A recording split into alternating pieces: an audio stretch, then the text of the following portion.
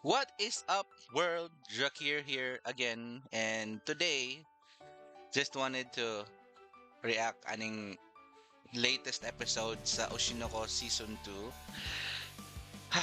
Episode 7. Ambot lang yun guys. Kung wala pa mo katanaw ani, tanawa na ninyo.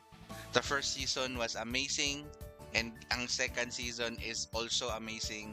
Grabe ang character development, grabe ang ambot lang kay while gatanaw ko ani Pirmi umura ko kahilakon perminti as if naman ako ang like mura sila close kay sa ko ang mura sila mga barkada bitaw nimo daw ng close kayo nga na character development sila kay ambot usang klaseng emotion how kayo ang nagsulat ani ang mangaka nga nagsulat ani o ang nagkuan sa anime how kayo sila mag-steer up sa imong emotions and maskin ang mga voice actors the way it's being presented sa anime is really amazing. I mean sa first season pa lang, 'di ba?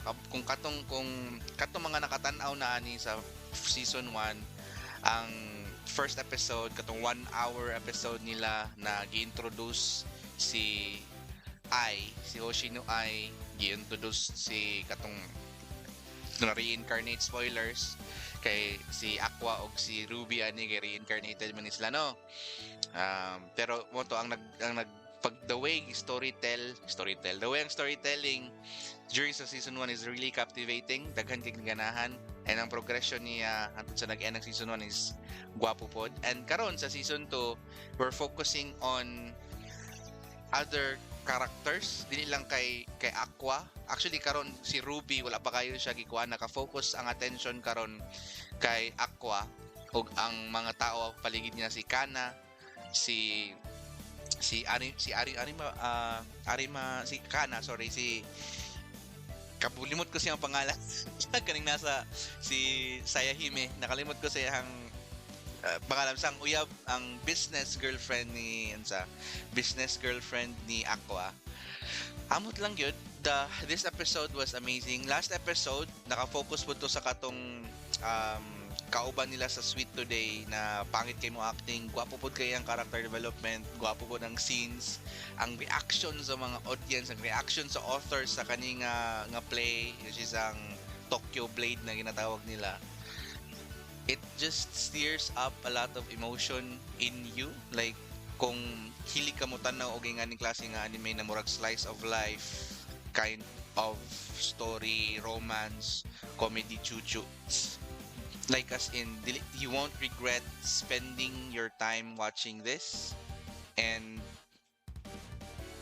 ka- kahilak ko ganina kay kani siya nga kuan manggod, kani siya nga scene, tara na to nga scene, tanaw na to niha nga kuan nga sequence manggod sa episode is um kalimutan ko siyang pangalan, but she is showing Arima Kana na gusto siya makipag one on one sa iya sa acting, na dapat like at her best si Kana dili kay mura siya kay in this episode ma-reveal man god na si Kana murag gina level ni ang sarili sa mga tao palibot sa iya para mas makakuha siya dagang mga acting gigs and stuff like that, dili siya, pero ang gusto man god na niya is mobalik siya adtong time tong bata pa si Kana na grabe siya ka-overpowering as an actor. Like, wala siyang pakialam kinsa na siyang palibot. Kay hawod jud kay siya. Kasi hawod jud si Kana bitaw. Hawod mo kay siya nga actress.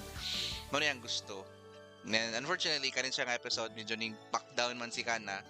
So, by the next episode, magsabay na si Aqua ug siya nga i-drag along daw nila. Makita, murag i-change nila ang mind ug heart ni Kana na dapat acting ka, all out dapat, ana. So, wala lang, gusto lang ako siya i-share kay as in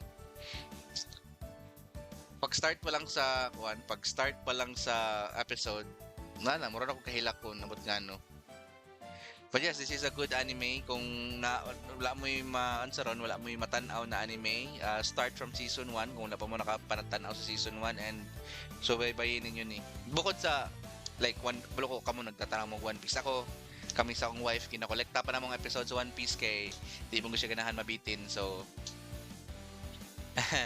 Anyway, mono to Oshinoko Season 2. Watch it. Guwapo. Guwapo kayo. Anyway, so yun. See you.